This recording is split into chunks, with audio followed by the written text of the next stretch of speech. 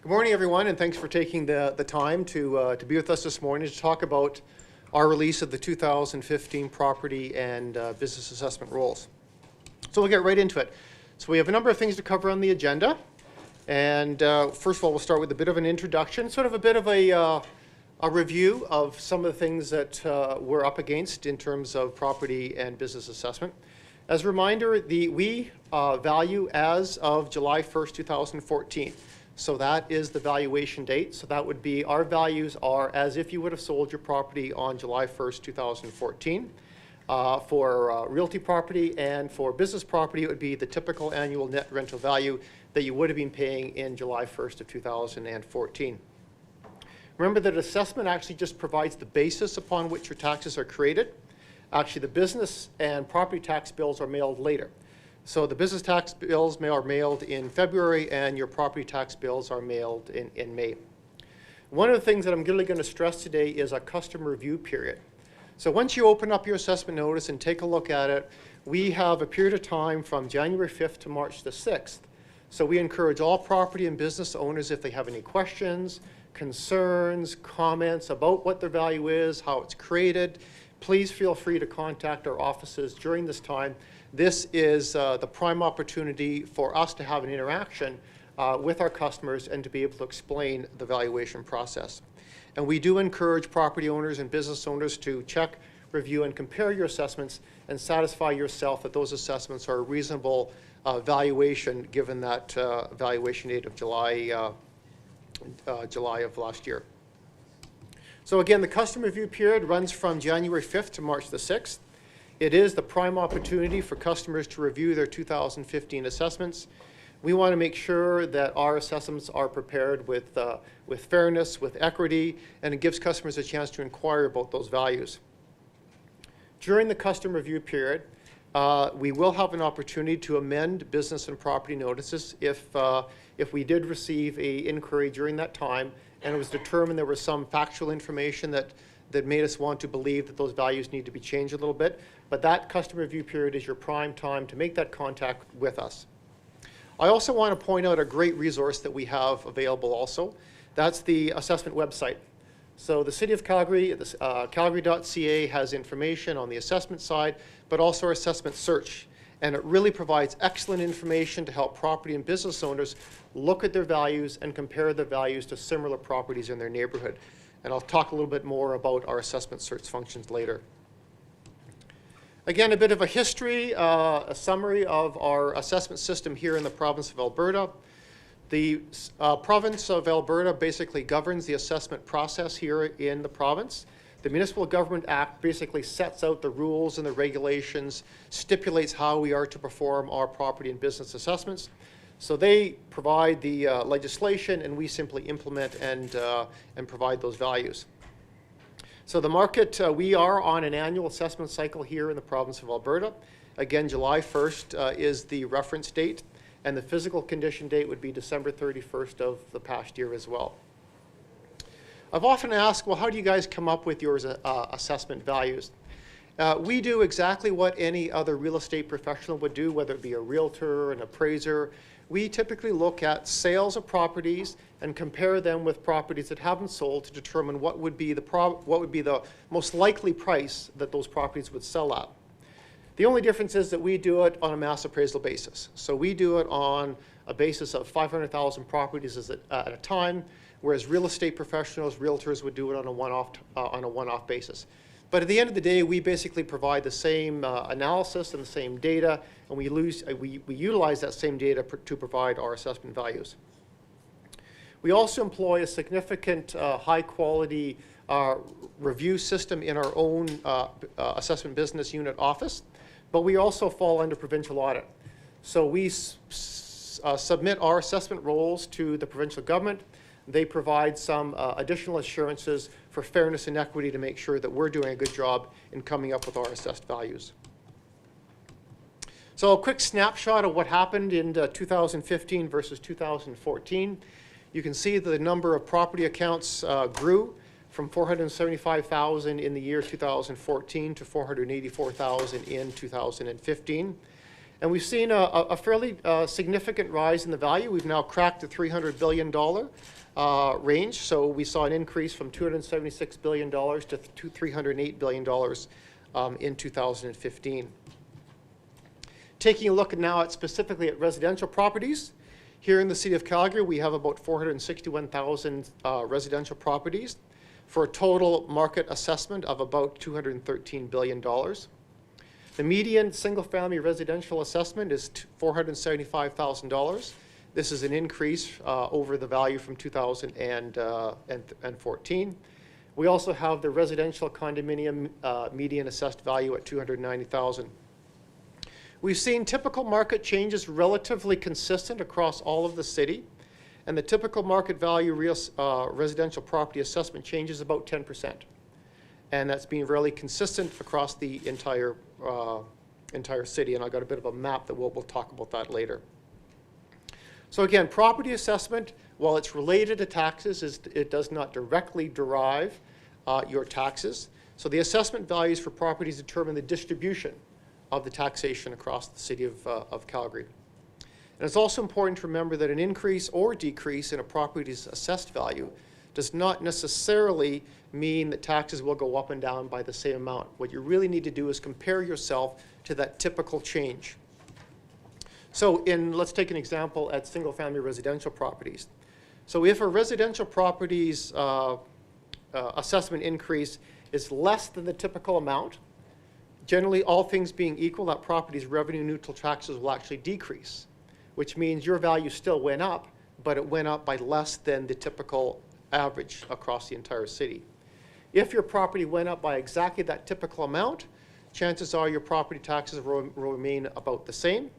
Conversely, if your assessed value went up higher than that typical amount, your property taxes will increase even more than the typical amount. Again, this is without consideration for any budgetary increase from either the City of Calgary or the province of Alberta for education purposes. We've seen relatively similar growth across the entire City of Calgary. So 95% of the residential properties will see a revenue-neutral tax increase will see their revenue-neutral taxes within a plus or minus 10%. So again, we've seen a relatively consistent amount of change across the entire city. A bit of a historical view over values over the last number of years. So you can see the single residential median value changes from 2010 to 2015.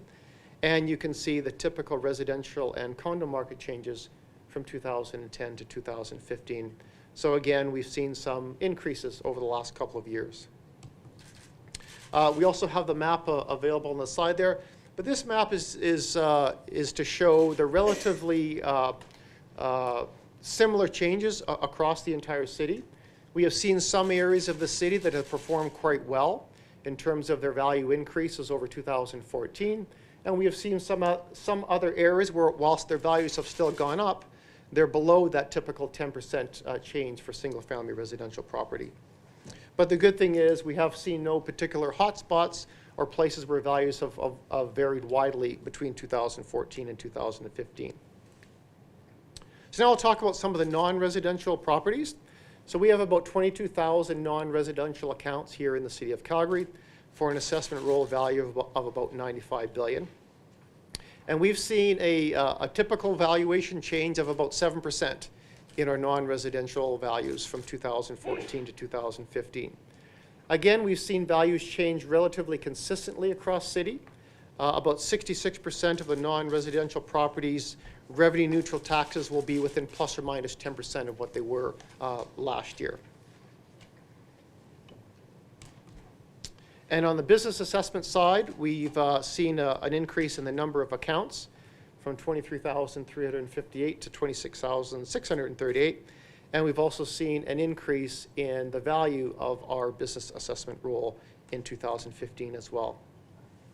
The overall business assessment roll has risen about 6% from 2014. And again, 61% of the business assessment's revenue-neutral taxes will stay within that plus or minus 10% of last year's taxes. One of the other things that I wanted to note is business tax consolidation. A couple of years ago, Council decided to phase out business tax in favor of a single property tax scheme, that being for, a single tax scheme in favor of a property tax scheme. So in 2015, we will see a further 10% reduction in business tax revenues. That revenues will simply be collected through the property taxation side. So now in 2015, we'll see a total of 20% of the taxes that would have been collected through the business tax process now being collected through your property tax process. And this will add an estimated about 2.3% to the property tax bill for those non-residential properties. This process will continue. The council-approved guidelines takes us all the way to 2019, which will be the final year of business tax here in the City of Calgary. I would encourage anyone who has questions about the whole business tax consolidation process to take a look at calgary.ca/BTC, and there's some excellent information on there that explains the whole business tax consolidation process. Again, a bit of a graphic that shows these changes. So we started in the year 2013 with a 0% transfer from business tax onto property tax. Last year being 2014, we saw the first 10% transfer, and this year we're seeing another 10% transfer from business tax onto the property tax system. This does not mean that the City of Calgary is collecting any more or less money. This whole process is meant to be revenue neutral, but it's a way of moving away from the two-tiered tax system with property and business tax onto a single tax base, that being based on your property values.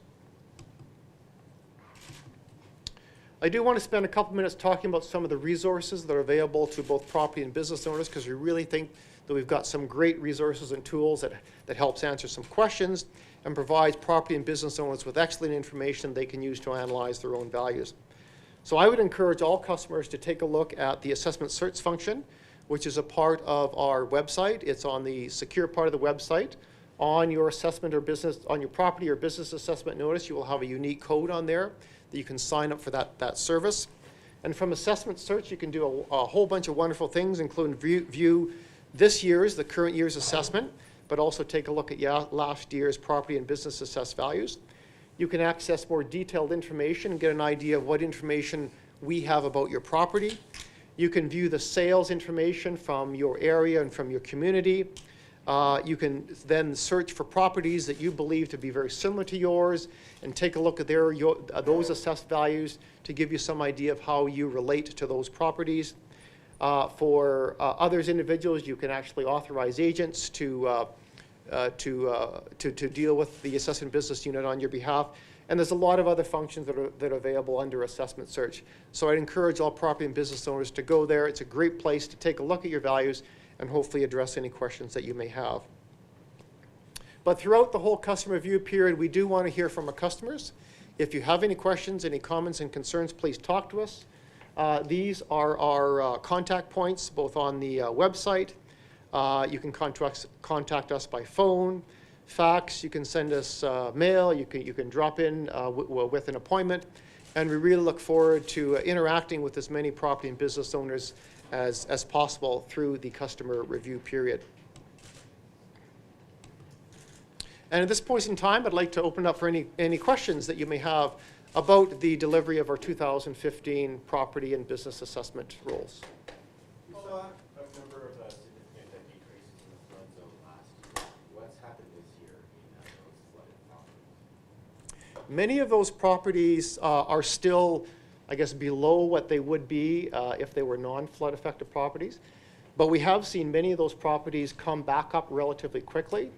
So I think we've seen a really good recovery, and I suspect it will see continued growth in some of those areas. So those values are still a little bit lower than what they would have been had they been non-flood affected, but we're really seeing those values start to rebound rather quickly. Do you have numbers on that? I don't right now, but maybe if I can get your information later, I can give you a little bit more detail on what we've seen about the rebound of some of those flood affected properties. Just because we get this question every year. So your house was $430, it's now $475 on assessment. Taxes will go up 4.7%. What's the real increase in taxes if you are completely neutral? It goes up 10%. The simplest answer to that is if you went by that exact overall typical average, on the municipal side, you will see a 4.5% increase, as that's what council has already talked about. Of course, we don't know what's going to happen on the provincial education side, But again, so if your value went up by that magic 10%, most likely you will see about a 4.5% increase on your municipal side. If I'm reading this map correctly, and no community on average went below, or went down by more than 10%, does that mean that no community actually lost assessed value on average? No, these are averages by community. So if you go to any one of those particular communities, you'll probably find 2 or 3 properties. Again, an average is an average. You're going to find some that may have gone down by 30%, and you're going to find some that have gone up by 30%. I understand, but if what you're saying is that the midpoint was 10% up. Correct. And no community was more than 10% up or down below that. That seems to me to mean that no community on average actually had an outright drop in assessed value. There were some, as you can see, the darker blue is the is the minus 10%. So those properties would have still increased in value on average, but not to that typical increase. The ones in the lighter blue will generally have value increases above that 10% typical amount. Does this mean by 10 percentage points or 10%? 10%. So we're not talking about all of them. Okay. Nelson, how many people appealed, let's use last year as an example, how many interested are Calgarians in appealing their assessments? We had, I believe, about 3,800 property and business appeals last year. That number has been going down in the last couple of years. I can get you the exact number, but I believe that would be about the right range. We have seen a decrease in the number of people complaining or filing appeals against their property. There are 2 particular customer interaction events that we really want to try and stress. We have an advanced consultation period that we hold between October and November for our non-residential property owners. So we're hoping that a lot of them have come to an agreement with us about their values or be satisfied. And we're also hoping that through the customer review period that we can also do a good job explaining what some of those questions about people's increases or decreases may be. Can you explain why the number of appeals is going down year over year? Well, I'd like to say that one of the there's lots of factors. I think we in the assessment business units, I got to give ourselves a little bit of a pat on the back. I think our values are really good. I think stacked up against most jurisdictions across Canada, I think our valuation process is extremely good. So that's one part of it. But people appeal for a whole bunch of different range of reasons. And I think that's one of them. Sometimes people appeal because. And I generally think that if values don't change dramatically, you'll find less of an opportunity or less of a propensity for people to then appeal some of their values. What's the success rate of those 3,800? What percentage would be achieved? I don't have those numbers off the top of my head, but I can certainly provide you with them. A large number of those appeals are confirmed by the Assessment Review Board. Obviously, the board makes some determinations to reduce some of those values. We also make some recommendations where new information is brought to our attention during the appeal process that we would recommend a reduced value. And there is quite a few number that actually are withdrawn even before they get to the appeal process as well. 475,000 is a new record. I went back and looked, and the highest in the past is 447,500 in 2008.